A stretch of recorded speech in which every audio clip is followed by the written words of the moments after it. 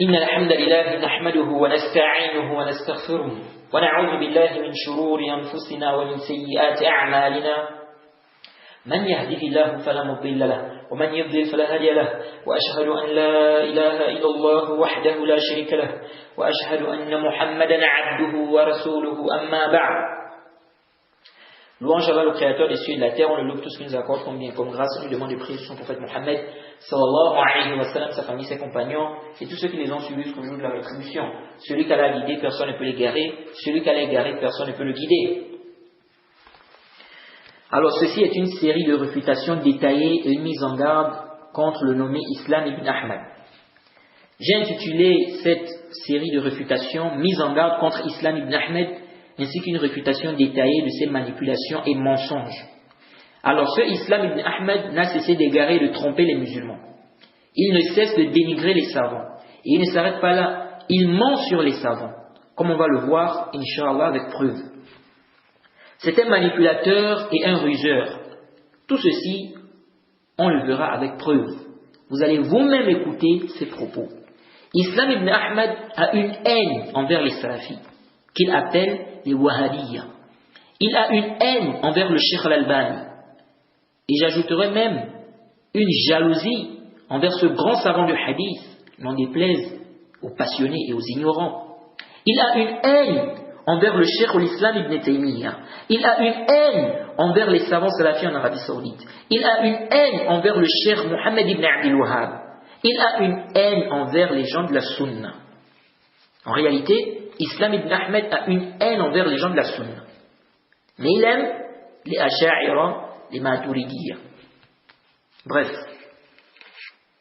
cette haine qu'il a malheureusement l'a conduit dans un autre péché.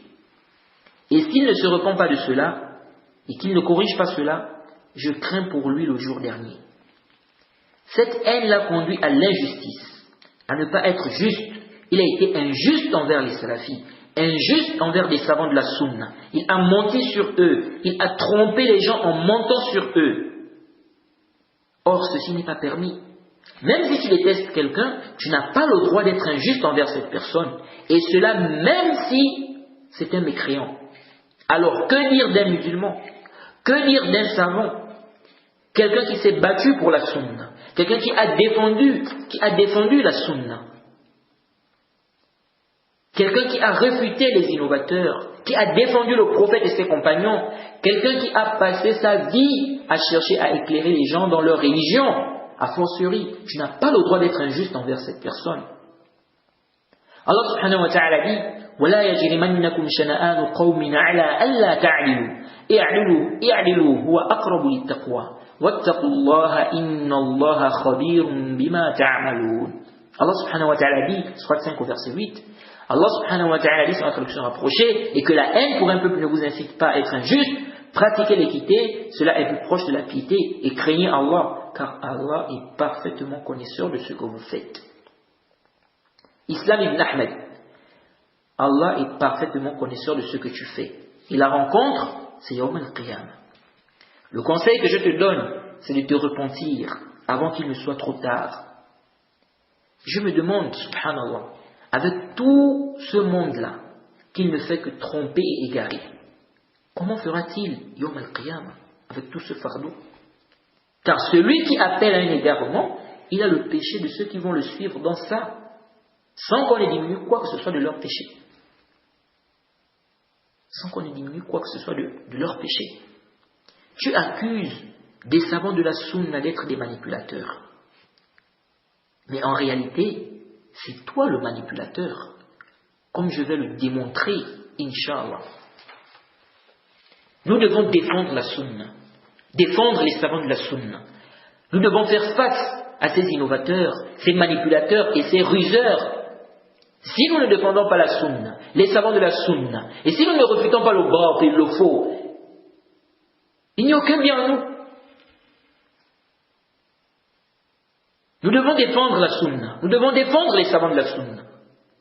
Nous devons refuter le bâtil. On doit refuter le faux. On doit refuter les innovateurs. Ces innovateurs qui ne font qu'égarer des musulmans. Nous Nous devons réfuter ces innovateurs-là. On ne doit pas se taire. On doit réfuter ces innovateurs-là. Car ils ne font qu'égarer des gens. Ils trompent des ignorants. Ils égarent des musulmans. Et je demande à Allah de me donner la sincérité dans ce noble combat que je mène. Car c'est un djihad. Réfuter les innovateurs, c'est un grand djihad. C'est un grand djihad. Qu'Allah nous accorde la sincérité.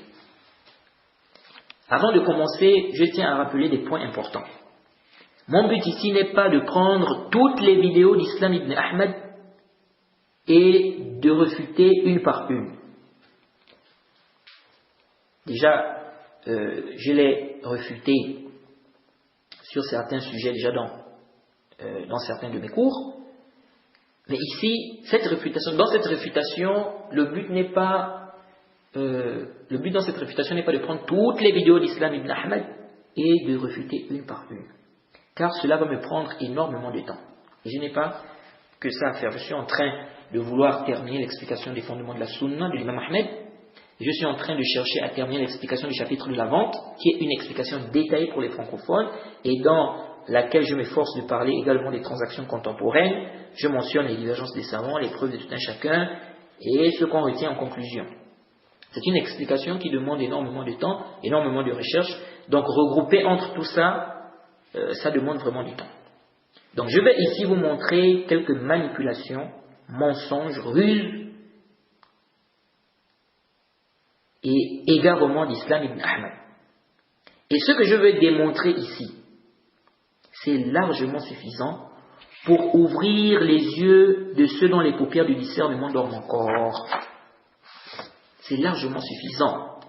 C'est largement suffisant pour comprendre qu'Islam ibn Ahmad n'est pas une personne qu'il faut écouter. Vous savez, celui qui passe son temps à propager des égarements, si Allah ne lui facilite pas, ce n'est pas une réfutation qui va l'arrêter.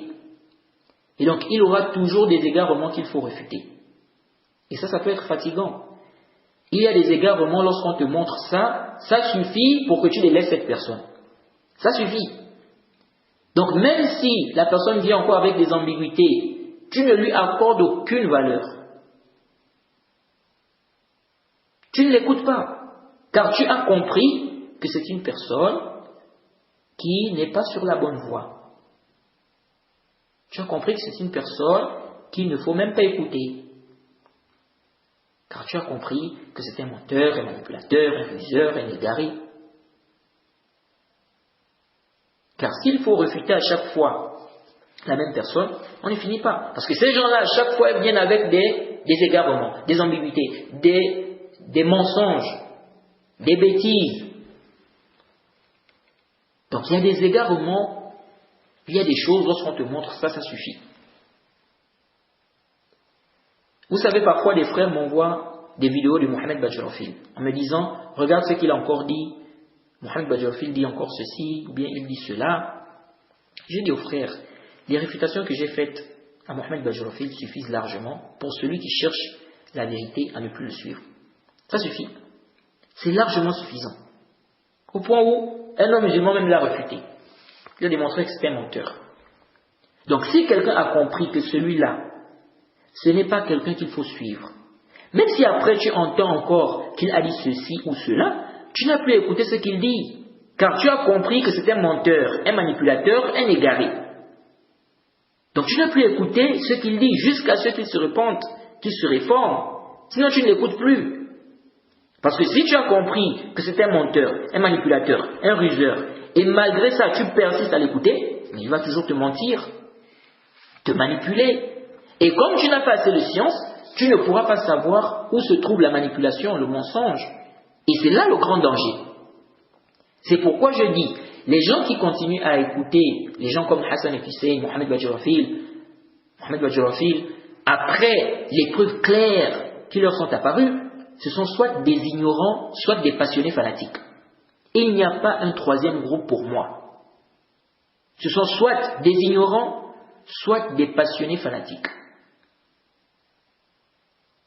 Parce qu'avec des preuves aussi claires, On ne peut pas persister à écouter des gens comme ça. C'est pourquoi je dis la même chose concernant Islam ibn Ahmad. Celui qui va persister à écouter cet innovateur menteur, après les preuves claires que je vais mentionner dans cette réfutation, les preuves qui montrent ses manipulations, ses ruses, ses mensonges, son ignorance, ses égarements, celui qui, après avoir eu connaissance de cela, persiste à l'écouter, c'est soit un ignorant ou un passionné fanatique. Je ne vois pas une autre explication. Et entre parenthèses, un frère écoutait Mohamed Badjarofi. Un autre frère lui a dit, fais attention, c'est un menteur, un manipulateur, etc. Et le frère lui a envoyé des preuves. Au départ, il a refusé. Il n'a pas voulu écouter. Après quelque temps, il lui a envoyé d'autres réfutations. Il a écouté, il dit au frère, c'est vrai, j'ai compris, il ment des fois, mais moi, je vais prendre ce qu'il dit de juste. Je vais prendre ce qu'il dit de juste. Le frère lui a dit, le frère, c'est agib, comment les gens sont, c'est terrible. Le frère lui a fait comprendre que, subhanallah, tu as été incapable de détecter qu'il mentait, il a fallu qu'on te prouve cela. Et là tu dis, tu vas prendre ce qu'il dit de juste. Comment tu vas savoir où il ment et où il ne ment pas? Tu vas savoir ça comment? Sachant que depuis le départ, tu étais incapable de détecter cela de toi-même. Donc ça c'est la passion. Tu dis oui, il ment des fois, mais je veux prendre ce qui est juste. Mais tu as été incapable de détecter qu'il ment. Tu as été incapable de détecter qu'il ment des fois. Mais malgré ça, tu veux persister quand même à l'écouter. Il va encore te mentir. Ça c'est la passion. Qu'Allah nous en préserve. Alors, revenons sur le cas d'Islam ibn Ahmad.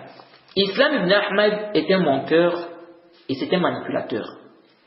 Parmi les preuves de ses mensonges et de ses manipulations, c'est qu'il dit dans sa vidéo intitulée « Les caractéristiques du fiqh salafiste », en bref, à partir de la 4e seconde, subhanallah, quand j'ai écouté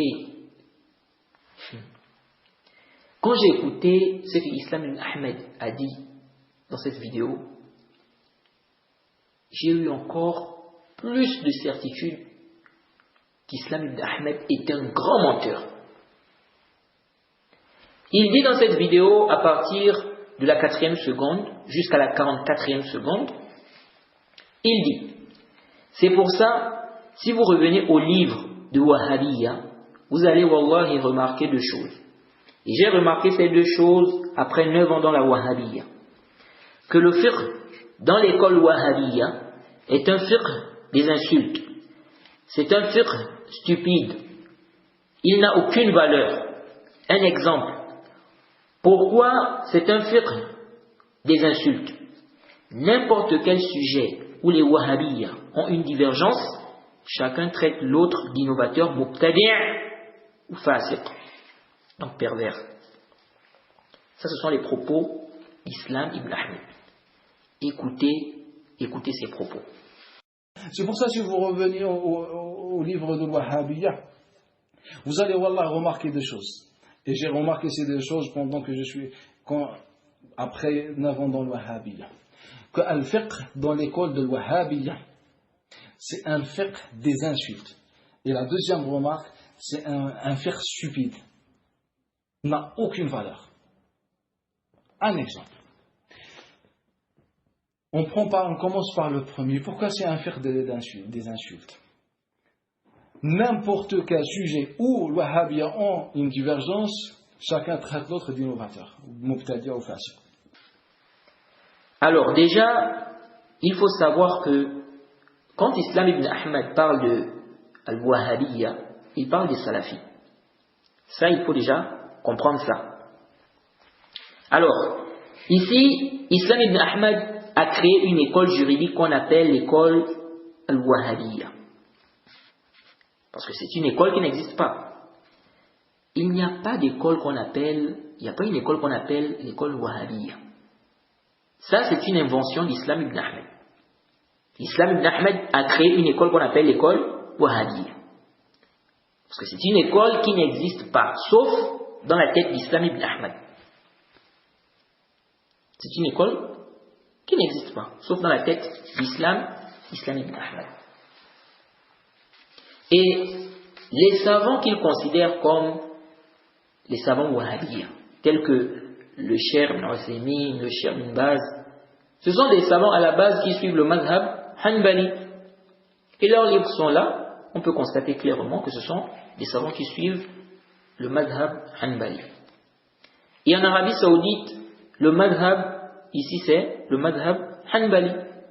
Donc Islam ibn Ahmed crée une école juridique qui n'existe pas. En plus de ça, il ment sur les salafis, car quand il parle de al-wahhabiyya, il parle des salafis, comme je vous ai dit. Il parle des salafis. Il ment sur les salafis en disant que le fiqh des salafis est un fiqh des insultes. Et c'est un fiqh stupide. Il n'a aucune valeur. Déjà, les salafis n'ont pas un fiqh à eux. C'est-à-dire un fiqh qui est propre à eux. Indépendamment du fiqh des imams. Le fiqh des salafis, c'est le fiqh de l'imam Ahmed, l'imam Malik, l'imam Shafi'i, l'imam Abu Hanifa, l'imam Zuhri, Al-Thawri, etc. Et des savants de la sunna. Les salafis suivent le fiqh des savants qui nous ont précédés.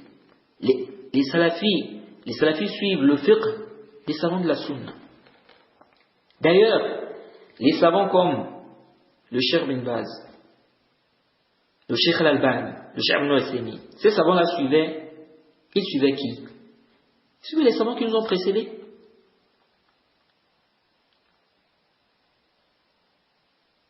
Est-ce qu'ils sont venus, c'est-à-dire ces savants-là ont fait un fiqh à eux qui était propre à eux? Non. Le fiqh qu'ils suivaient, c'est le fiqh des savants qui nous ont précédés. Après, certains savants peuvent se tromper. Nous, les salafis, nous ne croyons pas que les savants sont infaillibles. Ils peuvent se tromper. Donc, un savant peut parfois donner un avis, et quand on regarde bien, on ne trouve pas un savant qui l'a précédé dans ça. Ça peut arriver.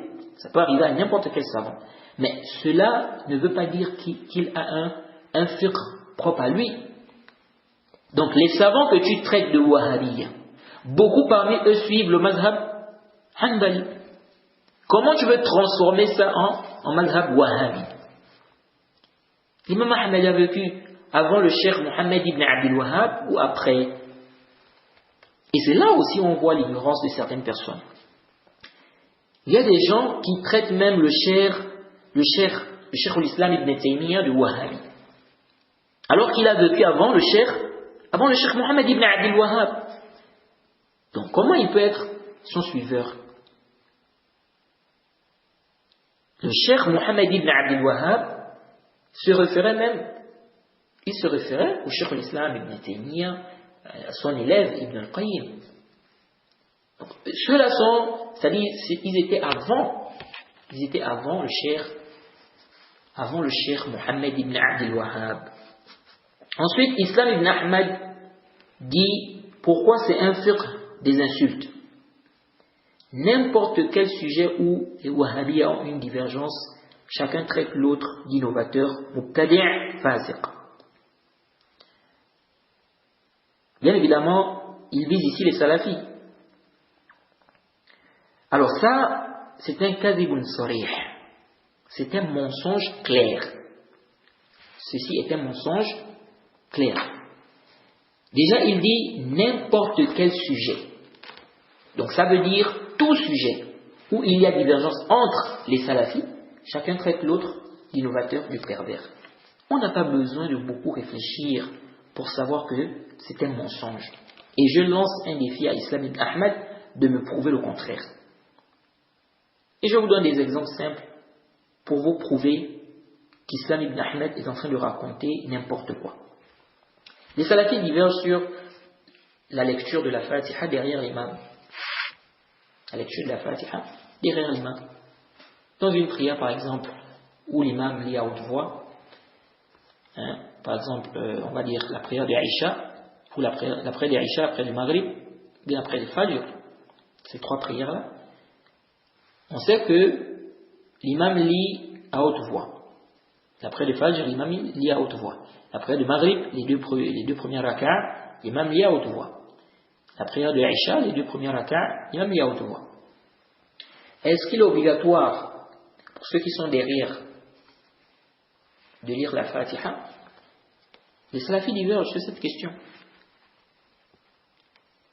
C'est-à-dire, si l'imam a lu la Fatiha à haute voix, donc dans les deux premières rak'ah de Aïcha, les deux premières rak'ah de Maghrib et les deux rak'ah de Fajr. Est-ce que ceux qui sont derrière doivent obligatoirement lire la Fatiha? Les salafis divergent. Les salafis divergent sur la posture du repos, Jilsatul Istiraha. Ils divergent sur son statut. Les salafis divergent sur le jugement de lire une sourate à la 3e et la 4e rak'ah dans une prière par exemple de 4 rak'at. Lire une autre sourate après la Fatiha. Les salafis divergent sur cette question. Les salafis divergent sur le jugement de la tasmiya lorsqu'on fait les ablutions. C'est obligatoire ou pas? Et je peux vous citer des dizaines de divergences comme ça dans le fiqh entre les salafis. Et personne ne traite l'autre d'innovateur ou pervers. Donc comment Islam ibn Ahmed se permet de mentir et manipuler des gens en leur disant n'importe quel sujet? Ça c'est un mensonge, tu mens. Et sachant que les salafis n'ont pas un fiqh à part, leur fiqh c'est celui des imams, qui sont, c'est les imams qui nous ont précédés, Malik, Shafi'i, Ahmed. Leur fiqh, c'est le fiqh des savants de la sunna. C'est le fiqh des savants de la sunna. Et ce que j'ai cité là, ce sont des divergences entre les savants depuis, c'est depuis. Donc c'est pas quelque chose qui est propre, n'est-ce pas, on va dire à certaines personnes. C'est une divergence qui est là depuis longtemps. Donc ce n'est pas, on ne va pas dire non, cette divergence est apparue à notre époque là. Non, c'est une divergence qui est là depuis.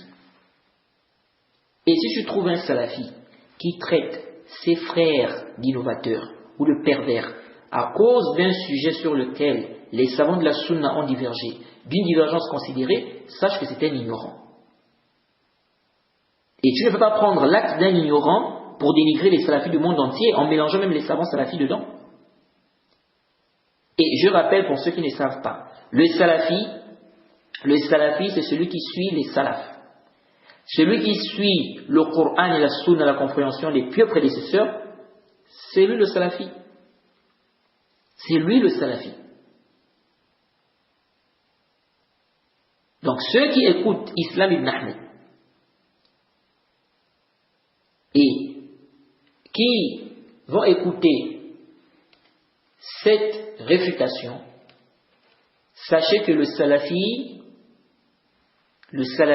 c'est celui qui suit le Coran et la Sunna à la compréhension des pieux prédécesseurs. Celui qui suit les salaf salih, les pieux prédécesseurs. C'est lui le salafi. Il suit le Coran et la Sunna à la compréhension des pieux prédécesseurs. C'est lui le salafi. C'est pourquoi, quand on dit quelqu'un est sunni, c'est qu'il est salafi. Le sunni, c'est un salafi. Le salafi, c'est un sunni. Le salafi est un sunni, le sunni est un salafi. Donc quand on dit les gens du hadith, les gens de la sunna, les salafis, ça parle des mêmes personnes. Mais le problème c'est que certaines personnes veulent embrouiller d'autres. Ils n'expliquent pas la réalité. Vous allez toujours entendre des gens, des égarés par exemple, vous allez entendre plusieurs parmi les égarés parler des salafis, dénigrer les salafis. Mais vous ne vous posez pas la question, mais qui sont quand on dit les salafis, qui sont-ils en réalité? Qui sont-ils? Donnez la définition aux gens, expliquez aux gens qu'en fait les salafis, ce sont ceux qui suivent les salafs, donc ceux qui suivent le Coran, la Sunna, compréhension des plus prédécesseurs. C'est ça le salafi. Vous voulez apporter quelle autre définition? Salafi, c'est ça le salafi, c'est celui qui suit les salafs. Issu le kitab wa sunna à la compréhension des salafs salih. C'est lui le salafi. Pourquoi embrouiller les gens? Donc si tu suis le Coran et la sunna, compréhension des plus prédécesseurs, tu es salafi. Et si tu refuses ça, tu dis non, moi, l'histoire de suivre les salafs, là, moi je ne suis pas là-dedans. Donc tu n'es pas salafi. Donc faites très attention. Faites attention aux gens qui manipulent, c'est-à-dire ils rusent, ils apportent des idées. Et Islam ibn Ahmed, il vient avec ça pour tromper les gens. Il vient toujours avec ce terme-là, Wahhabiyya, le Wahhabiyya, le Wahhabiyya, pour détourner les gens de la vérité. Le terme Wahhabiyya, attribué aux salafis, disant que ce sont des Wahhabiyya, c'est une invention de votre part. Ce sont les ennemis des salafis, les ennemis du cheikh Mohammed ibn Abdel Wahhab, qui ont inventé ça pour détourner les gens de la vérité. Il n'y a pas le Wahhabiyya. C'est vous qui inventez ça pour détourner les gens de la vérité. Et Islam ibn Ahmed est obsédé par ce qu'on appelle al-Wahhabiyya. Il n'y a pas le Wahhabiyya. Il n'y a pas ça. Donc arrête avec ça. Arrête avec cette manipulation. Et quand on affilie des gens à une personne, disant qu'ils sont égarés à cause de cette personne, et qu'ils ont une voix à part, il faut que celui à qui ils ont été affiliés là, soit venu avec une voix à part qui contredit la voix du prophète et de ses compagnons. Qu'est-ce que cet homme, qui est le cheikh Mohammed ibn Abdel Wahhab, a apporté de contraire au fondement du dîn, ou qu'aucun savant avant lui n'a approuvé? Qu'est-ce que vous avez avec cet homme qui est déjà mort?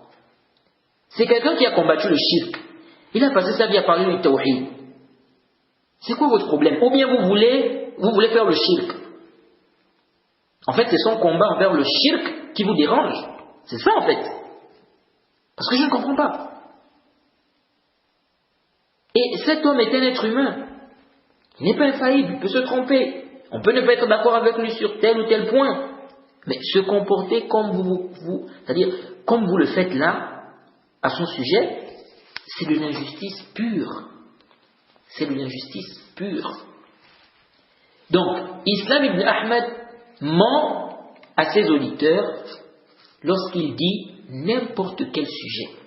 N'importe quel sujet. Ça, c'est un mensonge. Quel n'importe quel sujet là? Kazzab. Ensuite, il cite des exemples. Et là, c'est la catastrophe. Un mensonge très clair. Il dit, toujours dans la même vidéo, à partir d'1 minute 3 secondes jusqu'à 2 minutes 24 secondes, il dit concernant le minbar, il dit que le Cheikh bin Baz, le Cheikh al-Uthaymin, le comité des savants d'Arabie Saoudite ont dit qu'il est permis de modifier le minbar, car ça ne fait pas partie de la religion. Bon, déjà, je n'ai pas lu qu'ils ont dit que ça ne fait pas partie de la religion. Donc j'aimerais bien qu'Islam ibn Ahmed nous apporte la référence de cette parole, qu'il nous apporte cette parole. Il dit, le Cheikh Al-Albani a dit, celui qui modifie le minbar, donc de plus de 3 marches, est un innovateur. Ensuite, Islam ibn Ahmed dit, donc Al-Uthaymin et Ibn Baz, pour lui, sont des innovateurs. Ceci est un mensonge. Ceci est un mensonge. Où est-ce que Cheikh Al-Albani a dit cette parole? Qu'Islam ibn Ahmed nous apporte cela. Le Cheikh Al-Albani considère qu'ajouter plus de 3 marches sur le minbar, c'est une bid'a. C'est sa position. C'est sa position. Il voit que ce qui a été rapporté dans la sunna, c'est 3 marches. Lui voit que c'est ça la sunna. Donc c'est sa position. Et il y a même des savants avant le Cheikh Al-Albani qui voient qu'allonger le minbar, c'est une bid'a. Comme le mentionne Ibn Rajab. On le verra, Inch'Allah. Donc c'est la position du Cheikh Al-Albani que ajouter plus de 3 marches, c'est une bid'a. Donc concernant le minbar. Et il y a d'autres savants qui n'ont pas été d'accord avec le Cheikh Al-Albani sur cette position. Ils ont vu que ce n'est pas une innovation. Mais où est-ce que le Cheikh Al-Albani a dit que celui qui ajoute, c'est un mubtadi', c'est un innovateur? Il a dit ça où? Dans quel écrit, dans quel audio? Et qu'il a considéré Cheikh Ibn Uthaymin et Cheikh Ibn Baz comme étant innovateurs. Et là, on se demande, quand tu dis, donc pour lui, Al-Uthaymin et Ibn Baz sont des innovateurs. Cette parole, Cheikh Al-Albani, est-ce que d'abord Cheikh Al-Albani a dit que Cheikh Ibn Baz et Cheikh Ibn Uthaymin sont des innovateurs? Il n'y a pas de doute, il n'a pas dit ça. Donc toi tu fais une implication, donc ça implique, de ce que j'ai compris de ta parole. Donc si Cheikh Al-Albani dit que donc selon toi, si Cheikh Al-Albani dit que celui qui ajoute donc plus de 3 marches, c'est un mubtadi', c'est un innovateur, donc le Cheikh Ibn Uthaymin, le Cheikh Ibn Baz sont des innovateurs. Déjà, le Cheikh Al-Albani ne dit pas que le Cheikh Ibn Uthaymin et le Cheikh Ibn Baz sont des innovateurs. Il ne dit pas ça, ça c'est clair. Donc ça c'est quelque chose que tu as, c'est-à-dire tu prends ça c'est-à-dire pour toi ça implique en fait. Cette parole implique. Mais supposons que le Cheikh Al-Albani a dit celui qui ajoute donc plus de 3 marches, c'est un mubtadi', donc c'est un innovateur. Supposons que le Cheikh Al-Albani vient dire ça. C'est une parole qui est générale. Maintenant, l'appliquer sur des gens, c'est autre chose. Donc pourquoi tu déduis? Tu dis, comme il a dit c'est un mubtadi', donc Cheikh Ibn Baz, Cheikh Ibn Uthaymin sont des innovateurs pour lui. Et de plus, il a dit ça où? Cheikh Al-Albani a dit ça où? Dans quel écrit, dans quel audio? Où est-ce qu'il dit que celui qui ajoute plus de 3 marches, c'est un mubtadi'? Il a dit ça où? Islam ibn Ahmed ment sur le Cheikh Al-Albani. Il dit que Cheikh Al-Albani a dit que l'azan du Jumu'ah est une innovation. Et que Cheikh Ibn Uthaymin dit dans ses fatwas que celui qui dit que l'azan du Jumu'ah est une innovation, c'est un innovateur. Je peux même laisser 10 ans à Islam ibn Ahmed et à ses suiveurs pour me faire sortir cette parole des livres ou des audios du Cheikh Al-Albani. Ils ne trouveront pas cela. Cette parole n'existe nulle part. C'est une manipulation et un mensonge d'Islam ibn Ahmed pour faire croire à ses auditeurs que le Cheikh Al-Albani contredit quelque chose qui est connu et qui est authentique. Tout ça pour mettre la haine dans les cœurs des gens vis-à-vis du Cheikh Al-Albani. Parce que si on vient te dit, tel dit que l'azan du Jumu'ah c'est une bid'a. C'est choquant, c'est étonnant. Comment l'azan du Jumu'ah va être une innovation? Le Cheikh Al-Albani parle du premier azan. Il parle du premier azan qu'on fait le Jumu'ah avant celui qu'on fait lorsque l'imam monte sur le minbar. Le Cheikh Al-Albani parle de cet azan-là. Il ne dit pas comme ça que l'azan du Jumu'ah c'est une bid'a. De manière absolue comme ça. Non. Déjà il a dit ça où?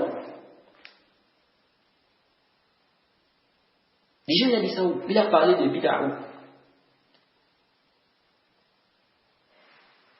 Le Cheikh Al-Albani, il parle du premier azan qu'on fait le Jumu'ah. Le Cheikh Al-Albani voit que la sunna, c'est de faire cet azan-là. Quel azan? L'azan qu'on fait lorsque l'imam monte sur le minbar. Ça c'est l'azan que le Cheikh Al-Albani voit qu'il faut faire. Maintenant, on a notre adhan, qui est le premier adhan qu'on fait, c'est-à-dire celui qu'on fait juste avant l'adhan qu'on fait lorsque l'imam monte sur le minbar. Cet adhan-là, le Cheikh Al-Albani dit qu'on ne doit pas faire ça. Pourquoi il dit ça?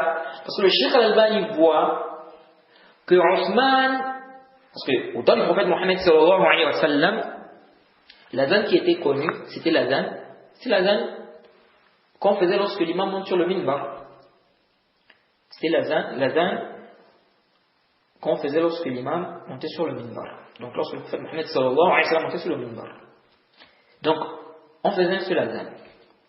Au temps du Othman, radiallahu anhu, il a ajouté un autre adhan. Et les compagnons n'ont pas recommandé cela. Mais sauf que le Cheikh Al-Albani voit que Othman a ajouté cet adhan-là pour une raison. Et donc, il voit que si on ne retrouve plus cette raison-là, on n'a pas à faire cet adhan-là. Donc, si on se retrouve dans les mêmes circonstances, ou bien on retrouve les mêmes raisons, là on peut faire. Mais le cas contraire, le Cheikh Al-Albani voit qu'on n'a pas à faire cet adhan-là. Donc c'est sa position. Il parle de quel adhan?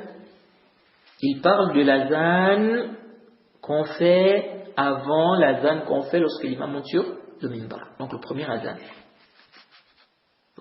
Bon, il y en a qui te disent deuxième adhan, d'autres parlent du premier adhan, mais ici si on regarde par rapport à l'adhan qu'on fait lorsque l'imam monte sur le minbar, donc ça c'est le premier. C'est-à-dire qu'on fait d'abord, les gens font d'abord cet adhan-là, ensuite quand l'imam va monter sur le minbar, ils vont faire encore un autre adhan.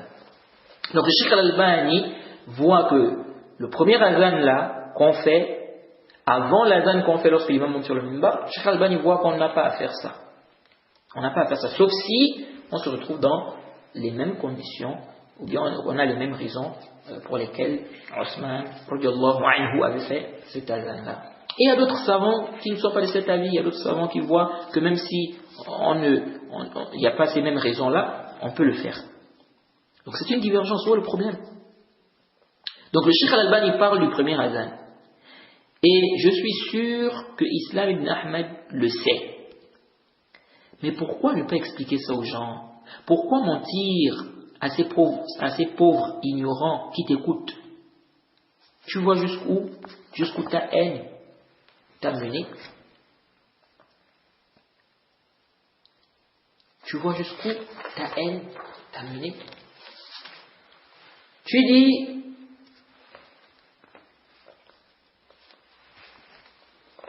que le Cheikh Al-Albani, et là vraiment c'est grave, c'est vraiment grave.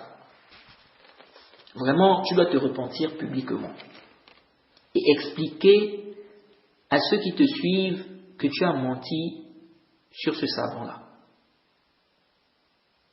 sur le Cheikh Al-Albani. Sois un homme et aie le courage de dire cette vérité. Alors, vraiment c'est grave. Islam ibn Ahmad ment encore sur le Cheikh Al-Albani.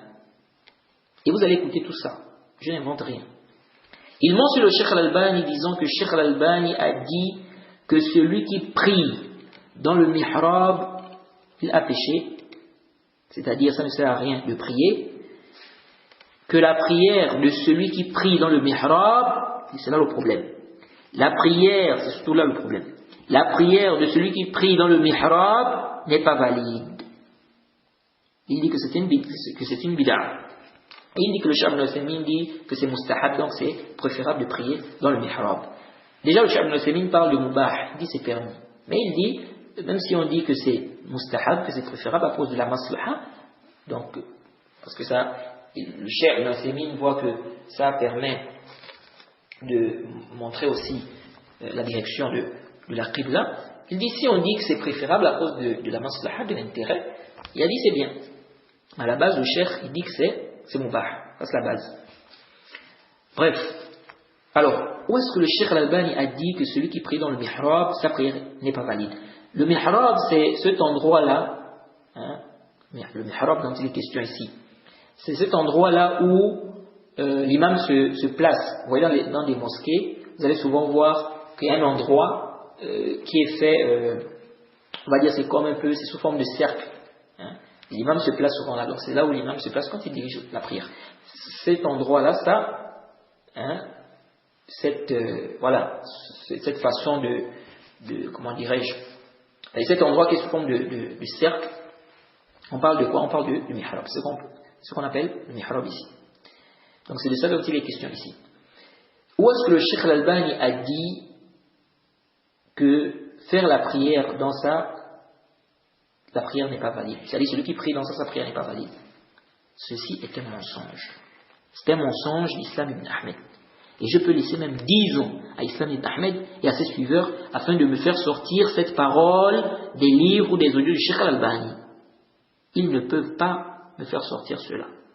Car c'est une parole qui n'existe pas. C'est un mensonge d'Islam ibn Ahmed afin de manipuler ses auditeurs ignorants, car il sait qu'ils ne vont pas aller vérifier. Islam ibn Ahmed dit que le Cheikh Al-Albani a dit que celui qui compte avec le chapelet, il n'a pas de récompense. Il a un péché et c'est un innovateur. Le Cheikh Al-Uthaymin, le Cheikh Ibn Baz disent que c'est autorisé. Où est-ce que le Cheikh Al-Albani a dit que c'est un innovateur? Apporte-nous la référence de cela, au lieu de mentir sur les savants. J'ai dit le Cheikh Al-Uthaymin, le Cheikh Ibn Baz, c'est-à-dire les deux ont dit que c'est autorisé. Mais j'ai oublié de dire que le Cheikh Al-Uthaymin, le Cheikh Ibn Baz ont dit c'est mieux d'utiliser les doigts, donc de faire le zikr avec les doigts. Donc le mieux, ce n'est pas d'utiliser le chapelet, mais d'utiliser les doigts. Pourquoi tu ne mentionnes pas ça? À partir de la 5e seconde jusqu'à la 6e minute, 33e seconde, Islam ibn Ahmed dit la femme adulte peut allaiter un homme adulte dans la rue. Pour eux, c'est autorisé. Islam ibn Ahmed dit que pour les salafis, qu'il appelle Wahhabiyya, donc pour les salafis, la femme adulte peut allaiter un homme adulte dans la rue.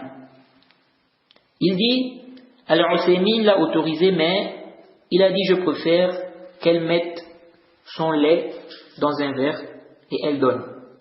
Ensuite il dit, ça c'est de la perversité.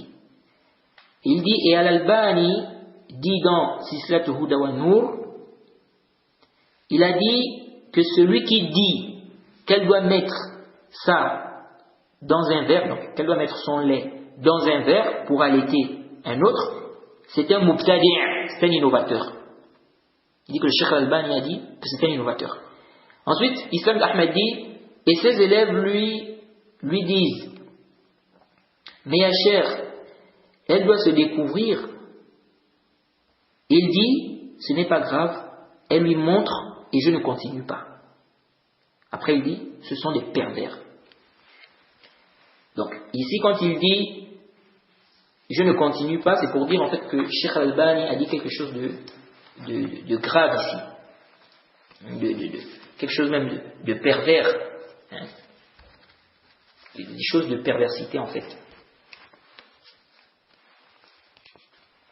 Alors, ensuite Islam ibn Ahmed dit, ils n'ont aucun rapport avec la religion islamique. Islam ibn Ahmed dit quoi? Il dit, ils n'ont aucun rapport avec la religion islamique. Alors je dis en réponse à cela, Islam ibn Ahmed ment sur le Cheikh Al-Albani. Il ment sur le Cheikh Al-Albani ici. Et il déforme la vie du Cheikh Al-Uthaymin. Et il ment sur les salafis. D'abord il dit, pour eux c'est permis qu'une femme adulte allaite un homme adulte dans la rue. Ça c'est faux. Dans la rue, qui a dit ça? Qui a dit dans la rue? Aucun savant n'a dit ça. Ceci est un mensonge et une manipulation d'Islam ibn Ahmed. Deuxièmement, le Cheikh Ibn Uthaymin voit que c'est autorisé, c'est-à-dire qu'une femme adulte allaite même un homme qui est déjà adulte, mais pas de manière absolue.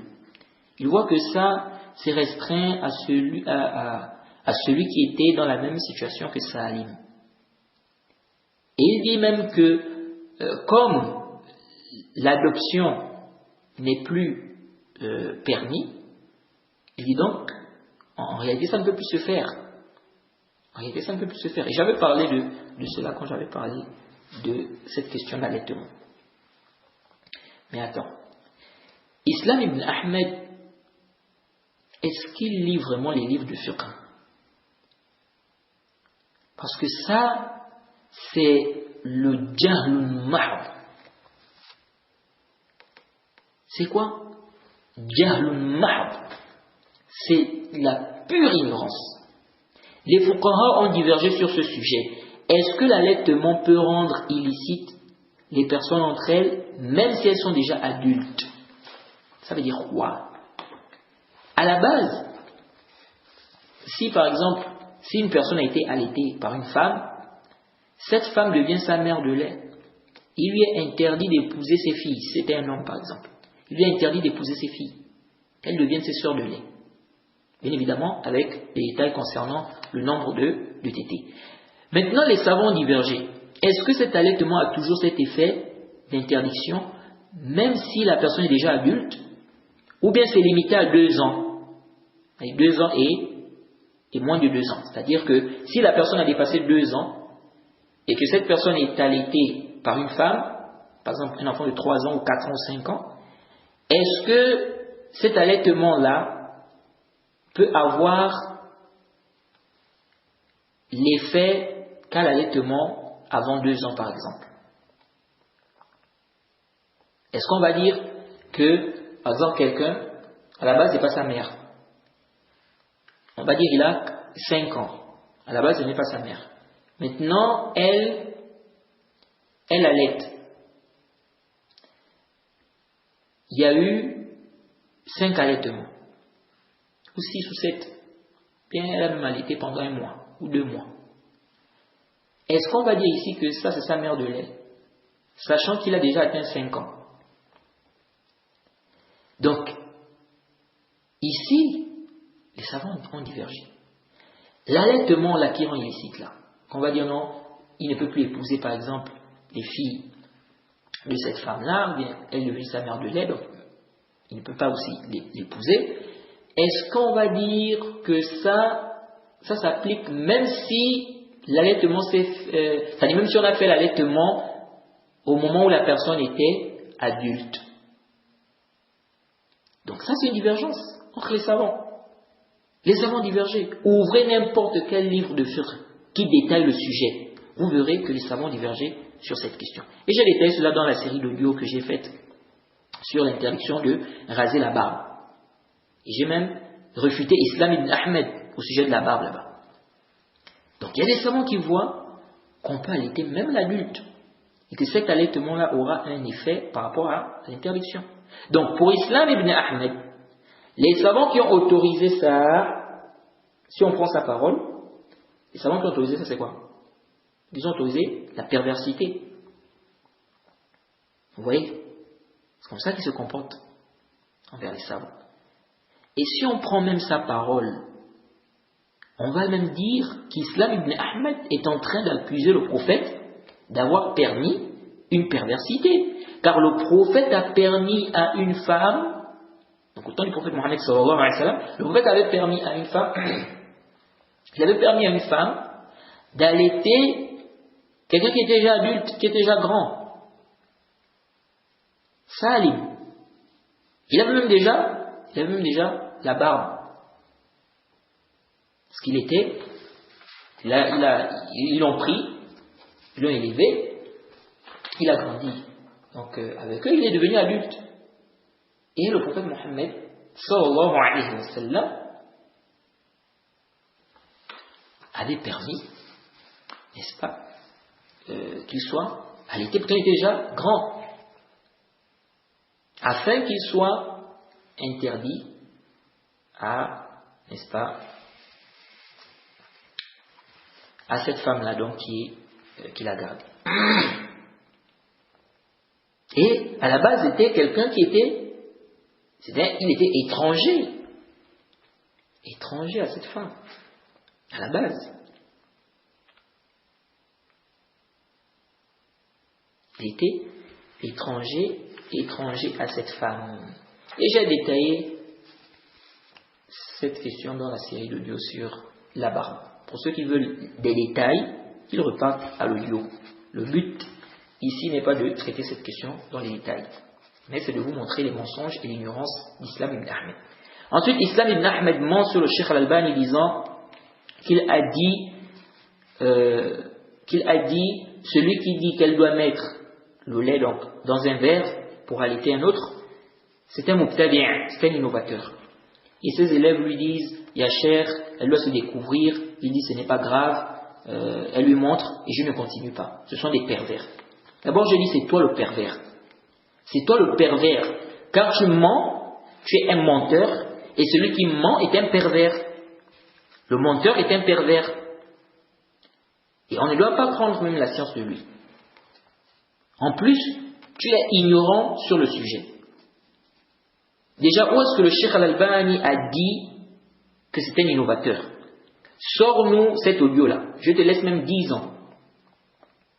Ensuite, il ment, il dit, les élèves lui ont dit, ya cher, elle va se découvrir.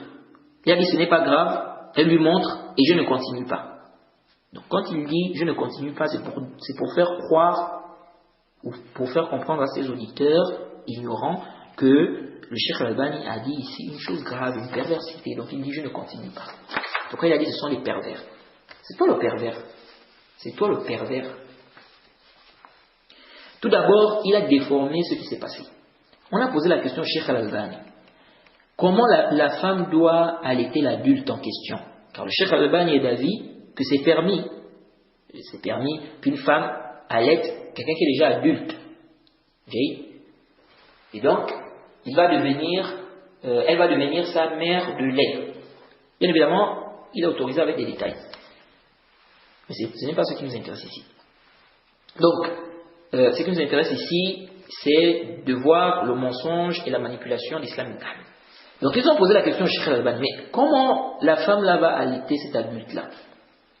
Elle va mettre le lait dans un verre ou bien elle va, n'est-ce pas, allaiter, elle va l'allaiter comme ça y est directement. Donc, il pose la question au Cheikh.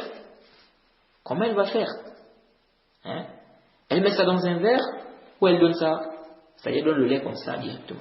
Et là, le Cheikh al-Albani dit, on n'a pas de preuve qui montre comment elle doit donner cela. Et le Cheikh al-Albani a raison. Car on n'a pas, dans l'histoire de Salim, on n'a pas de preuve qui nous montre, c'est-à-dire on n'a pas de preuve montrant comment il a été allaité. Est-ce qu'elle a mis ça dans un verre? Elle a fait comment? On ne sait pas. Il n'y a pas de preuve par rapport à cela. Donc le Cheikh al-Albani a dit on n'a pas une preuve qui nous montre comment elle doit le faire, comment elle doit donner. Donc, c'est comme si le Cheikh al-Albani a vu que du moment où il n'y a pas un texte qui montre comment faire, donc il n'y a pas de mal qu'elle donne directement de son sein. Et donc là, le Cheikh a dit quoi? Et c'est là où vous voyez que Islam ibn Ahmed vraiment, il est en train d'embrouiller les gens. Là, le Cheikh al-Albani a dit personnellement. Il a dit quoi? Il a dit personnellement. Donc, il n'impose ça à personne. Il a dit personnellement. C'est-à-dire, comment on peut venir dire même, ça y est, c'est terrible. Comment tu peux venir dire que Cheikh al-Albani a dit celui qui dit qu'elle met ça dans un verre, c'est un innovateur? Comment le Cheikh al-Albani va dire ça? Alors qu'il dit ici personnellement. Donc le Cheikh al-Albani a dit personnellement, je ne vois pas de mal, je ne vois pas d'interdiction à ce qu'elle lui donne le lait directement, donc directement de son sein. Mais attention, le Cheikh al-Albani a fait comprendre qu'elle ne doit pas faire sortir tout son sein. Il prend directement à l'endroit où le lait sort. Et le Cheikh al-Albani fait comprendre que ça, ce n'est pas vraiment une fitna, contrairement à si elle fait sortir tout son sein. Si elle fait sortir tout le sein, ça peut être une grosse fitna, ça peut être une fitna. Après, c'est la parole du cheikh. C'est la parole du cheikh. Ce n'est pas un os. Donc quelqu'un peut pas être d'accord avec cet avis.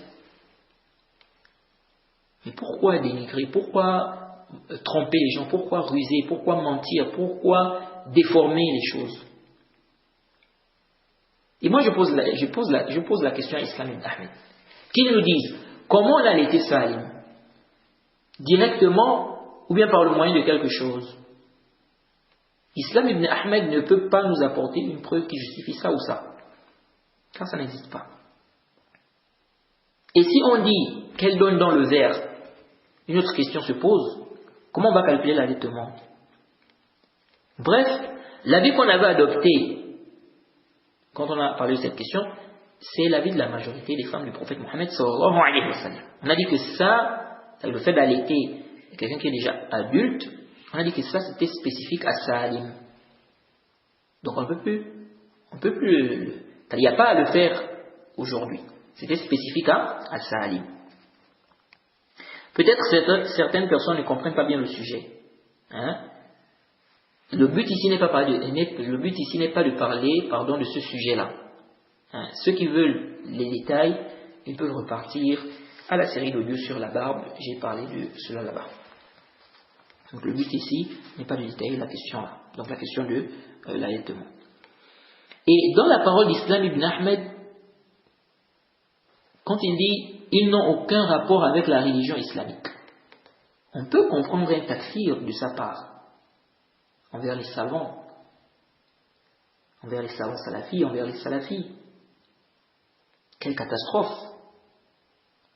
Et c'est Islam ibn Ahmed qui accuse les salafis de faire le takfir des musulmans, le takfir des gens sans droit. Mais une telle parole, on peut comprendre un takfir de cette parole quand il dit ils n'ont aucun rapport avec la religion islamique. Alors, on s'aperçoit ici qu'Islam ibn Ahmed ment sur les savants, et ceci n'est pas permis, il doit se repentir publiquement. Donc, comment vous pouvez faire confiance à quelqu'un comme ça? Comment vous pouvez faire confiance à quelqu'un comme ça dans votre religion? Et ce n'est pas fini, hein.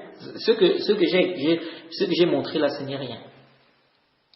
Vous verrez ces ruses et ces manipulations et ces mensonges, en même temps son ignorance. Donc on s'arrête ici pour cet audio, ceci afin que ça ne soit pas trop long. On s'arrête ici et on va continuer prochainement, Inch'Allah. Donc je vais vous laisser avec les propos d'Islam ibn Ahmed. Vous allez écouter ce qu'Islam ibn Ahmed a dit. Donc je n'ai rien inventé sur lui. Ce sont ses propos. Je n'ai pas inventé des choses sur lui. Ce sont ses propos. Vous allez écouter vous-même ce qu'il dit. Donc je vous laisse avec les propos d'Islam ibn Ahmed. Wa subhanaka Allahumma wa bihamdik wa ashhadu an la ilaha illa ant wa astaghfiruka wa atubu ilayk. Par exemple, Hay'at al-Ulama al-Kibar, Ibn Baz al-Uthaymin nous ont dit que Al-Minbar, il peut être modifié car ça ne fait pas partie de la religion. Al-Albani, il dit celui qui modifie Al-Minbar plus de 3 marches, il est innovateur. Donc, l'Uthaymin, Ibn Baz, pour lui, ils sont innovateurs. Al-Albani nous dit le Adhan de Jumu'ah est une innovation. L'Uthaymin, il dit dans ses fatawa, celui qui dit que l'adhan de Jumu'ah c'est une innovation, c'est un innovateur. C'est un innovateur. Al-Mihrab, l'Albani nous dit le Mihrab, celui qui est pris dans le Mihrab, il a un péché. Le Mihrab où il se met l'imam, dans la mosquée. Il nous dit l'Albani, celui qui est pris là-bas, il a un péché. C'est-à-dire que ça ne sert à rien de prier. L'Uthaymin, Ibn Baz, etc., dans leur fatwa, ils nous disent ça c'est autorisé. Et même, il est mustahab comme il dit l'Uthaymin. Alors que l'Albani nous dit la prière n'est pas valide. Et il dit que c'est une bid'a. Il dit que c'est une bid'a. Le sabha, le chapelet. L'Albani, il dit celui qui compte avec ça, il n'a pas de récompense et il a un péché et il est innovateur. L'Uthaymin et Ibn Baz, ils disent c'est autorisé. Ils disent, l'Uthaymin et Ibn Baz, ils disent que c'est autorisé. que une femme adulte peut allaiter un homme adulte dans la rue? Naam, pour eux c'est autorisé. L'Uthaymin il a autorisé, mais il a dit je préfère. À la kulli hal, les enregistrements sont disponibles et aussi dans leurs ouvrages. Il a dit c'est autorisé, mais je préfère qu'elle met son lait dans un verre et elle donne. Ça c'est de la perversité. Et l'Albani il est parti loin dans Silsilat al-Huda wan Nur, et il est enregistré sur internet dans sa page à lui dans Silsilat al-Huda wan Nur, et on a écouté ça et depuis l'époque on était dans le Wahhabiyya, on écoutait la Silsilat al-Huda wan Nur, mais c'était dans une époque où on avalait, on était encore naïf. On parle de 17 ans, 18 ans. Et il dit que celui qui dit qu'elle doit mettre dans un verre pour allaiter un autre, il est mubtadi'. Il dit il faut qu'il lui donne direct. Et ses élèves, il lui disait Cheikh, mais elle doit se découvrir à un étranger. Il a dit c'est pas grave, elle lui montre et je continue pas. Ce sont des pervers, n'ont aucun rapport avec la religion islamique. Le prophète nous a enseigné ça. Wallahi, ce sont des vulgaires. Malheureusement, c'est ça le fiqh. Tout simplement pour quelle raison? Ils n'ont ni fondement ni rien du tout. C'est une religion comme ça. Ils n'ont ni fondement ni rien du tout. C'est juste des gens qui apprennent un petit peu, après ils propagent leur science.